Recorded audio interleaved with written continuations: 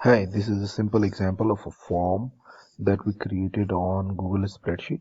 Now, the cool thing about this form is that it has these buttons and they have like data validation. So if you want to save the data, but you've not entered any data, I'll just hit on save it to show you.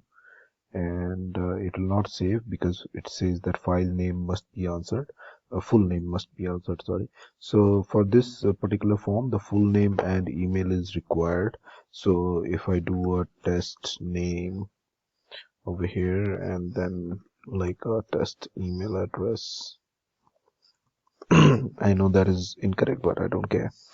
I just want to show you. Okay, so when I click on this print now, it will kind of open the PDF and it will automatically format. So you can see this is automatically formatted for the entire form to fit in one page, you know.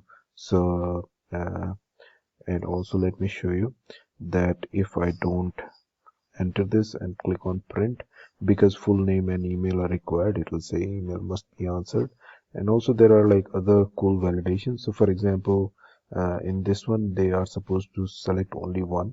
So if I select two, then it will show me that please select one of youth, senior or female, right? And then it will remove those values because they are incorrect, right?